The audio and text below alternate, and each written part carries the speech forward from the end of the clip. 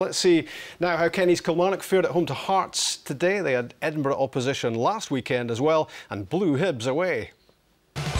Great ball. Heffernan got a chance here for Kilmarnock. Dayton twisting. Tonic gets it across. That's an own goal.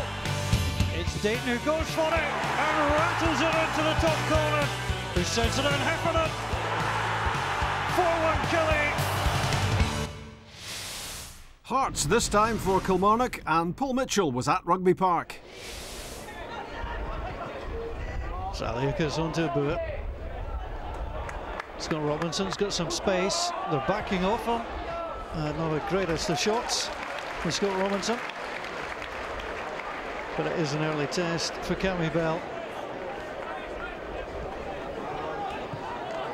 Dayton into Bouse. Good play from Kilmarnock. Played through by Kelly. Onside for Heffernan. Heffernan goes across, chips it in. Too much weight. Plenty of support inside the box. The striker reading the pass, kept himself onside despite Andy Webster's protests. He just clipped this one with a club too much. Doubled again well by Pascali. Robinson. Zaliukas Abua. Tidy passing from Hearts, that's a free kick. A little bit heavy that time. Ryan O'Leary into the back of Stephen Elliott. Hamill is 2, the former Killie man. Almost catching out. Cammy Bell seemed to take an extra step to his left-hand side, expecting more swerve on the ball. Kenny Shields delighted with the opening to the season made by his side. Under pressure here. The header from Ryan Stevenson would have been deflected away. Andy Webster. Stevenson not picked up, and it did hit the chest of the Hearts defender.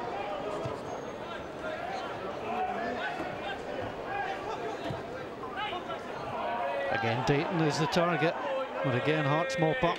Abua. On to Andy Driver. Driver away from Bouse. Things could be opening up for Hearts here. The cross is important. Elliott with a header off the bar.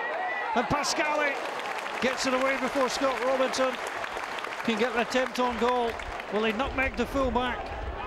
Head down, then looked up, saw the target. Elliott made it almost perfectly. Bell was beaten, but not the bar.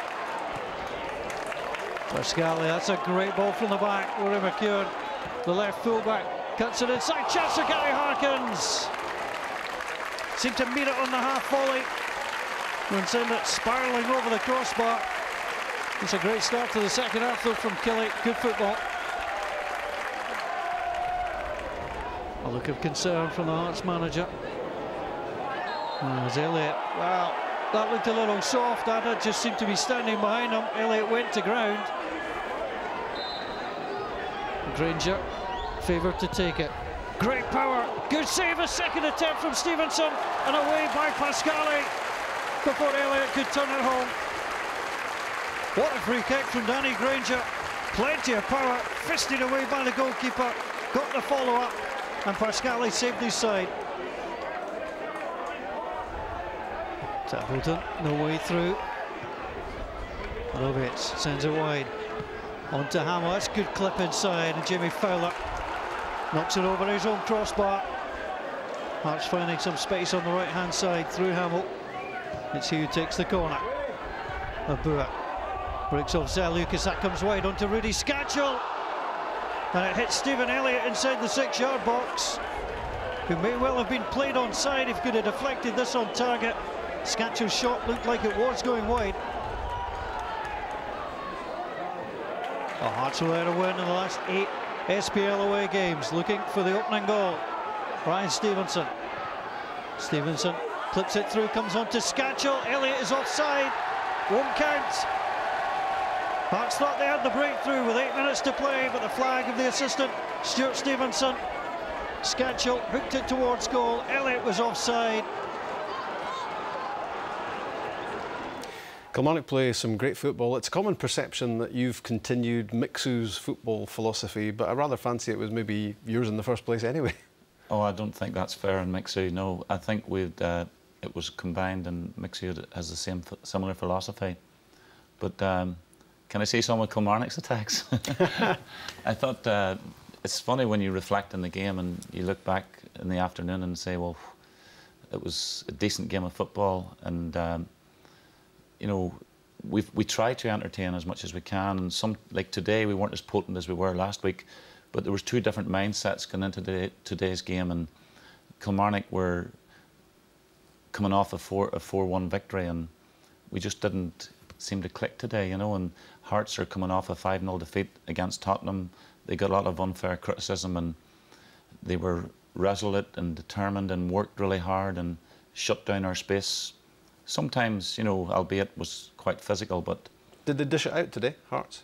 They did, and if you do it within the letter of the law, that's okay.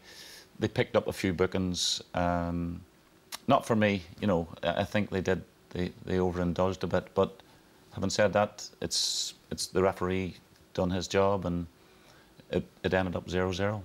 James Dayton is a real handful. He was a handful for Hearts, and maybe that was borne out by what you're talking about, because two of the 4 yellows for Hearts today were against challenges on him. Yeah, there was, most of our attacks were broken down like this, and there's another one.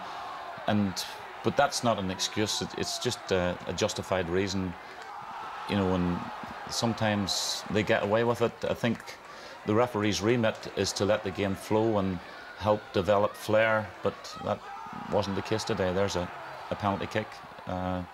He pushes him with his right arm. Or not, because it wasn't given. It wasn't given, correct. So some days you don't get them, other days you don't get them. Great win for you last weekend, 4 goals against Hibs. But you were saying to me this is not necessarily your best performance of the season. I wouldn't say it was our best. It was certainly, I felt at Dundee United we were very tough and worked really hard, and that was a tough game for us. But there's a brilliant finish. One cross from a left back, and the other cross, the goal that Heffernan scored was a cross from the right back, which we encourage. Great skill by Dayton, puts it into the near post, and as I said to Heffernan, if he doesn't make that run, we don't score. Again, the full-back was fouled just outside the box, and this is a cross from the full-back on the other side, Danny Bouse. Great ball in, and brilliant movement by Heffernan.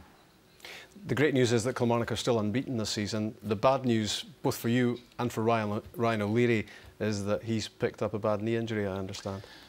Alec, my physio, was just sent me the message to say that it's a cruciate injury, which is 6 months, and I really feel for Ryan, because he's had a couple of injuries in his career. He's worked his way back, you know, and psychologically he was really up for this season, and now we have to try and manage his coping strategies and how to deal with this. James Dayton obviously will be a big help to him, and you know, because he's been through it. He's been through it last season.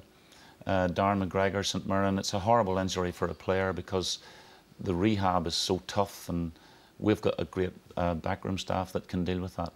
Let's hope Ryan makes a full recovery.